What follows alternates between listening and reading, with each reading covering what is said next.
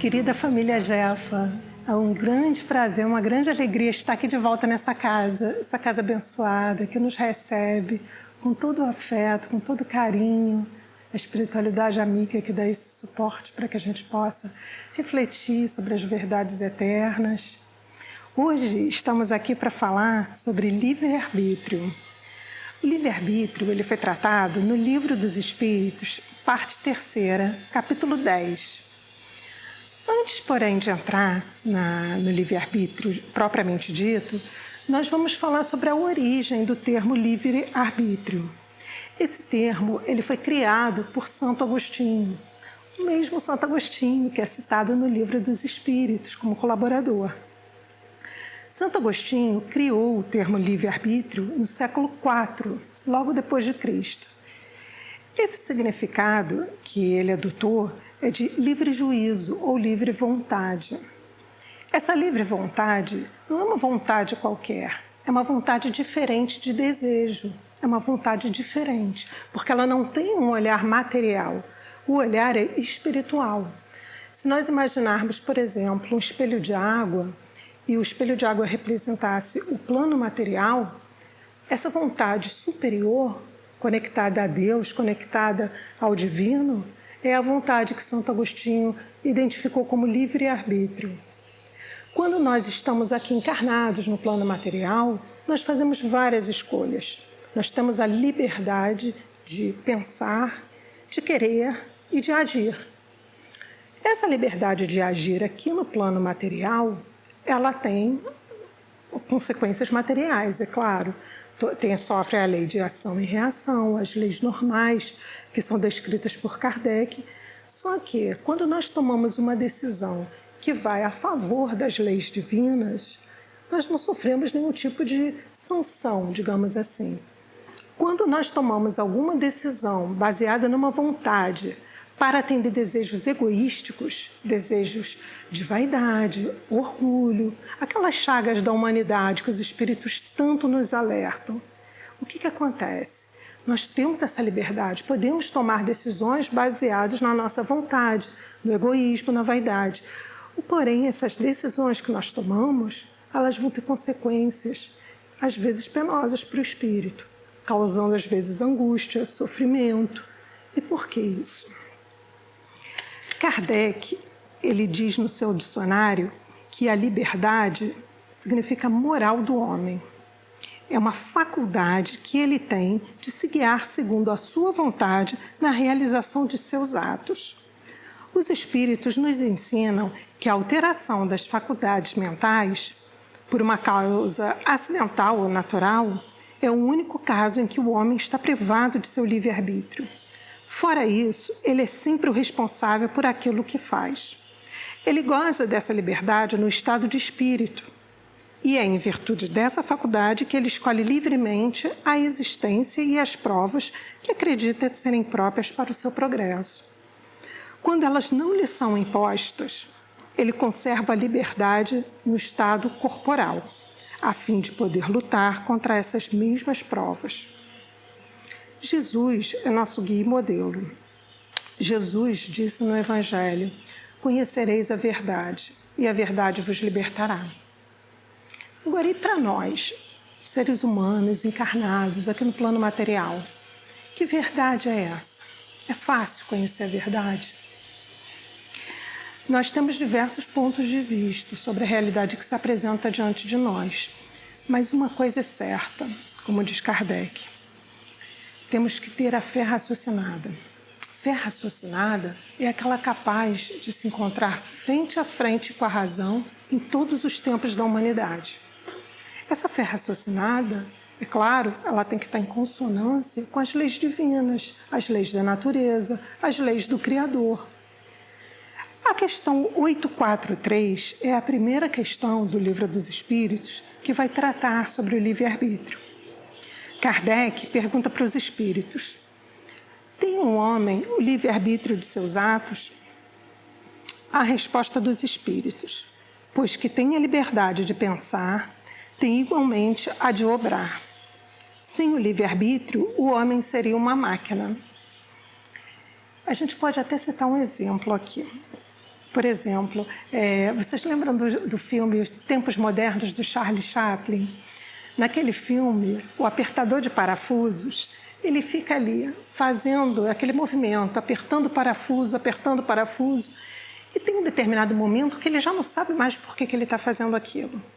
Então, é como se ele tivesse perdido um pouco o propósito daquilo. Ele usa a mecanicidade, ele está fazendo uma atividade continuamente e parece que ele perde o propósito, ele tem uma certa mecanicidade, vira uma máquina, uma parte da máquina. Só que o homem tem que lembrar que ele tem desejos, ele tem escolhas, mas ele também tem um propósito de vida. E o seu propósito de vida é chegar a Deus. Jesus é o caminho, a verdade e a vida. Nós temos que seguir o caminho do Cristo, que Ele nos ensinou, através da lei de amor, de caridade, da lei de justiça. Então, a gente não pode simplesmente, durante a nossa encarnação, nos abstermos do uso da nossa razão. A nossa fé no dia a dia precisa ter esse uso da razão. É fundamental. E a conexão com o divino, porque Deus é o nosso propósito maior. Na questão 844, Kardec pergunta para os espíritos: do livre-arbítrio goza o homem desde o seu nascimento? E os espíritos respondem: há liberdade de agir, desde que haja vontade de fazê-lo. Nas primeiras fases da vida, quase nula é a liberdade, que se desenvolve e muda de objeto com o desenvolvimento das faculdades. Estando seus pensamentos em concordância com o que a sua idade reclama, a criança aplica o seu livre-arbítrio àquilo que lhe é necessário. Ou seja, a criança ela não tem ainda muitas faculdades intelectuais para que ela possa desenvolver uma vontade mais completa, mais ampla. Então, ela usa a vontade dela, o livre-arbítrio, para coisas assim, primeiras necessidades. Então, ela não tem ainda esse desenvolvimento do livre-arbítrio. Vamos agora para a questão 845. Não constituem obstáculos ao exercício do livre-arbítrio as predisposições instintivas que o homem traz consigo ao nascer? E os espíritos respondem: as predisposições instintivas, elas são as do espírito antes de encarnar. Conforme seja este mais ou menos adiantado, elas podem arrastá-los à prática de atos repreensíveis, no que será secundado pelos espíritos que simpatizam com essas disposições. Não há, porém, arrastamento irresistível. Uma vez que se tenha vontade de resistir, lembrai-vos de que querer é poder. É muito interessante, né? Querer é poder. Nessa questão, os espíritos eles deixam bem claro que quando a nossa vontade é uma vontade determinada, focada, reta, realmente nós podemos realizar, nós temos o poder criador de realizar. Só que nós temos que ter muito cuidado com aquilo que nós desejamos, com aquilo que nós queremos. Vamos direcionar toda essa vontade, todo esse desejo para algo realmente elevado, propósitos elevados. Questão 846 do Livro dos Espíritos. Kardec pergunta: sobre os atos da vida, nenhuma influência exerce o organismo? E se essa influência existe, não será exercida com prejuízo do livre-arbítrio? E os espíritos respondem: é inegável que sobre o espírito exerce influência a matéria, que pode embaraçar-lhe as manifestações. Daí vem que nos mundos em que os corpos são menos materiais do que na Terra, as faculdades se desdobram mais livremente. Porém, o instrumento não dá a faculdade. Além disso, cumpre distinguir as faculdades morais das intelectuais. Tendo um homem o instinto do assassínio, seu próprio espírito é quem possui esse instinto, e não seu corpo. Semelhante, ou ainda pior do que o bruto, se torna aquele que nulifica o seu pensamento para só se ocupar com a matéria, pois que não cuida de se premunir contra o mal. Isto é o que incorre em falta. Por assim dizer, ele procede por vontade sua. Realmente, por exemplo, nós temos as nossas mãos. As nossas mãos são ferramentas do nosso corpo, do nosso organismo. Nós podemos utilizar as nossas mãos para ajudar o nosso próximo, para curar o próximo, para alimentar o próximo. Podemos usar as nossas mãos com objetivos elevados, mas também podemos usar para objetivos não elevados. Mas essa escolha é de quem? É das nossas mãos, do nosso organismo, ou é nossa, da nossa mente, do nosso espírito? É a intenção de fazer o bem ou o mal que vai fazer a diferença, e não o instrumento que dele se utiliza. O corpo físico, ele é uma ferramenta maravilhosa que nós precisamos cuidar, porque ele é um instrumento de aprendizado aqui na Terra. É um instrumento que Deus nos permitiu ter para que nós possamos viver em sociedade, porque é em sociedade que nós exercitamos o convívio, a amorosidade, a empatia, a compaixão, a fraternidade. Então, para que nós possamos elevar o nosso pensamento, o nosso sentimento e agir conforme a lei de Deus, nós precisamos ter em mente que nós temos que agir conforme a vontade de Deus. Na questão 847, Kardec pergunta aos espíritos se a aberração das faculdades tira ao homem o livre-arbítrio. Kardec responde: já não é senhor do seu pensamento aquele cuja inteligência se acha turbada por uma causa qualquer e desde então já não tem a liberdade. Essa aberração constitui muitas vezes uma punição para o espírito que porventura tenha sido, numa outra existência, fútil, orgulhoso ou que tenha feito mau uso de suas faculdades. Por esse espírito, pode esse espírito, em tal caso, renascer no corpo de um idiota. Essa questão, idiotismo, ela é tratada na questão 374 do Livro dos Espíritos. Quando um espírito ele renasce no corpo de um idiota, ou então como déspota no de um escravo, e o mal rico no de um mendigo. O espírito, porém, ele sofre por efeito desse constrangimento, de que tem perfeita consciência. Está aí a ação da matéria. Na questão 374, só para complementar, Kardec ele pergunta: na condição de espírito livre, tem o idiota consciência do seu estado mental? E os espíritos respondem que sim, que frequentemente tem. Ele compreende que as cadeias que lhe obstam o voo são provas e expiação. A questão 848. Servirá de escusa aos atos reprováveis o ser devido à embriaguez, à aberração das faculdades intelectuais? Não, porque foi voluntariamente que o ébrio se privou de sua razão, para satisfazer as paixões brutais. Em vez de uma falta, ele comete duas. Então, é aquela questão, né? Nós podemos citar vários exemplos. Na nossa vida, nós passamos por diversos desafios, isso é normal.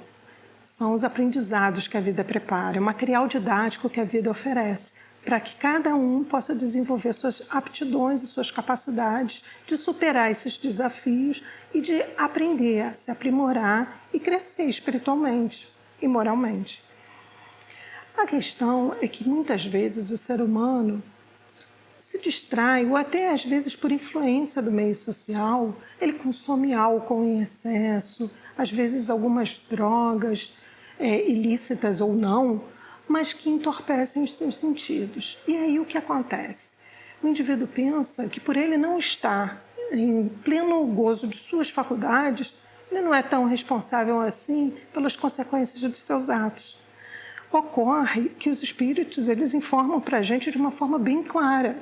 Nós somos responsáveis, sim, duplamente. Cometemos duas faltas.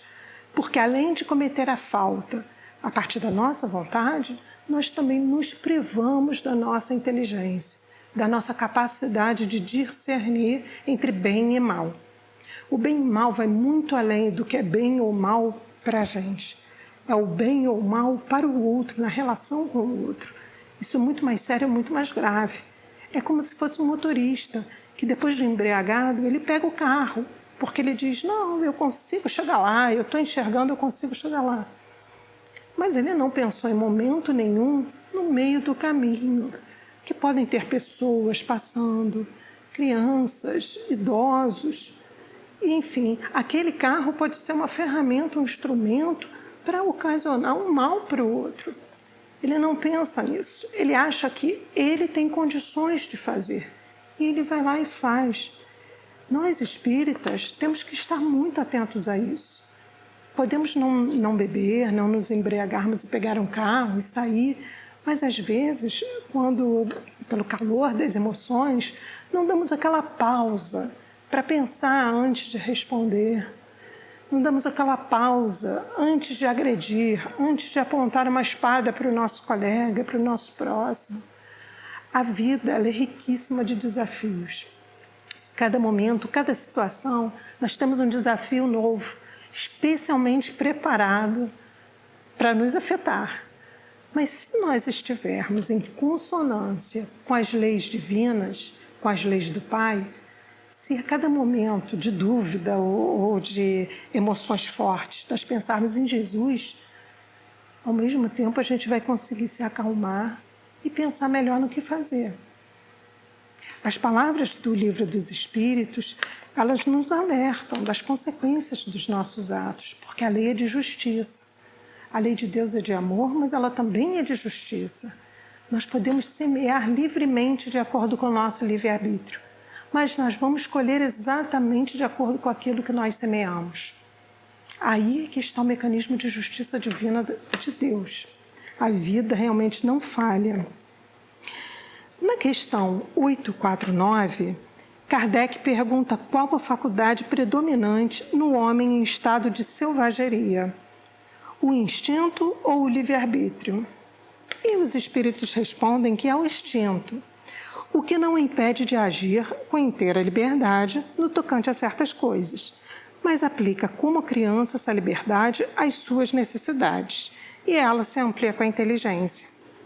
O homem, que é mais esclarecido que um selvagem, também tem mais responsabilidade pelos seus atos do que um selvagem. E a questão 850.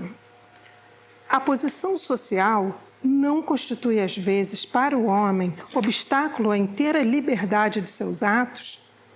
E a resposta: é fora de dúvida que o mundo tem suas exigências. Deus é justo e tudo leva em conta. Deixa-vos, entretanto, a responsabilidade de nenhum esforço empregardes para vencer os obstáculos. Então, nós precisamos realmente ficar muito atentos a todos esses ensinamentos. Nessa questão, ele fala de liberdade. Agora, o que Kardec pode trazer para nós para nos esclarecer melhor sobre o que é a liberdade? No dicionário de Kardec, no dicionário de filosofia espírita do Palhano, ele diz que sobre liberdade, a lei de liberdade, o homem não pode se vangloriar de gozar uma liberdade absoluta, porque todos necessitam uns dos outros, tanto os grandes quanto os pequenos. O homem só gozaria de uma liberdade absoluta se ele se isolasse dos outros homens, um eremita no deserto, pois então, desde que haja dois homens juntos, tem direitos a respeitar e não tem mais, por conseguinte, liberdade absoluta. Contudo, a obrigação de respeitar os direitos alheios não lhe tira o direito de ser independente consigo mesmo, porque esta se trata de um direito que lhe vem da natureza. Isso é muito importante de ressaltar. A vontade, ela é mais poderosa quando ela tem objetivos altruístas, quando ela tem objetivos voltados para generosidade, justiça e fraternidade. Vamos nos concentrar que cabe ao homem encontrar dentro de si essa vontade e, com retidão, chegar realmente aos propósitos que Jesus nos trouxe. Vamos imaginar se a gente pudesse fazer uma representação matemática do livre-arbítrio agindo no homem. Como seria? Num gráfico, verticalmente, seria a posição do homem indo em direção à vontade divina. Mas o plano material, o homem ele se mantém estável. ele escolhe por que caminho ele quer seguir, mas se ele não tiver Deus, ele não vai alçar realmente um voo maior no seu espírito. Então, aqui entre a vontade que conduz a Deus e entre as escolhas, os desejos materiais, tem o livre-arbítrio humano. Às vezes nós evoluímos um pouco mais, às vezes um pouco menos, e aqui forma-se uma parábola. É interessante que Jesus ele ensina através de parábolas, né? E essa relação me fez lembrar que parábola é o oposto de uma linha reta. A linha reta é a menor distância entre dois pontos. A parábola não. A parábola que Jesus utilizava, mas na matemática a parábola ela é circular.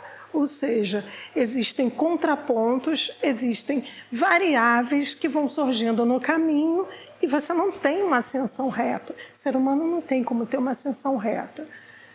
Nós lembramos agora, podemos lembrar do exemplo de Francisco de Assis. Francisco de Assis, ele trouxe para a gente um ensinamento de respeito e de amor pela natureza, pelos animais, pelas criaturas humanas, pelo nosso planeta que nós vivemos. Mas nós vamos pensar bem, tudo isso é um meio ambiente natural, mas nós temos também o nosso meio ambiente mental. E o livre-arbítrio, ele também nos dá a capacidade de escolher os nossos pensamentos. Vocês devem se lembrar que antes de nós sentirmos qualquer tipo de emoção, raiva, tristeza, angústia ou alegria, nós vamos perceber antes é um pensamento. Antes da emoção vem um pensamento e nós podemos dirigir os nossos pensamentos. Os espíritos que nos circundam, eles só têm a capacidade de nos influenciar dependendo de onde que nós nos sintonizamos. Se nós estivermos sintonizados no bem, no amor, na bondade, na fraternidade, na caridade, nós estaremos circundados de espíritos que simpatizam com essa harmonia.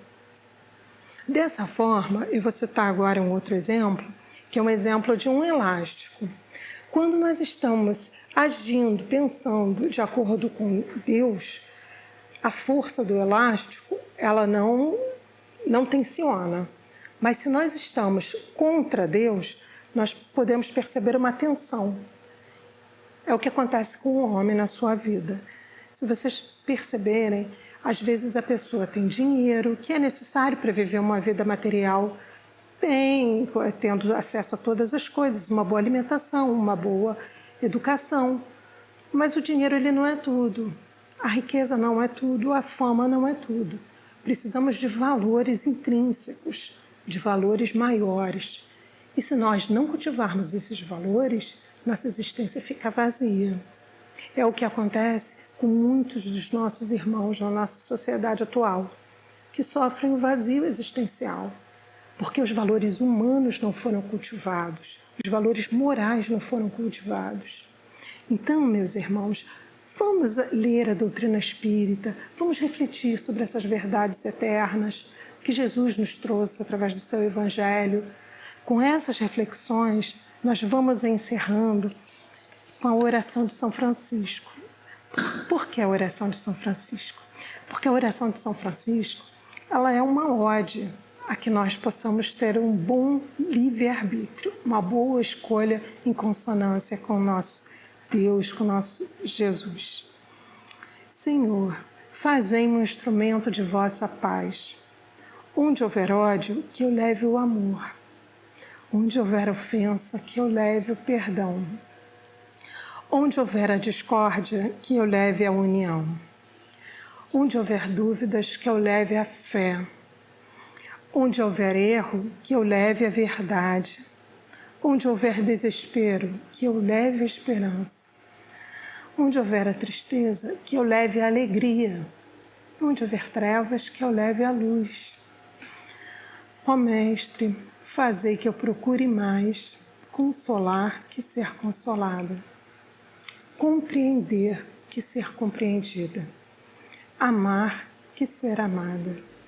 Pois é dando que se recebe, é perdoando que se é perdoado, e é morrendo que se vive para a vida eterna. Graças a Deus, graças a Jesus, graças a Francisco de Assis, que assim seja.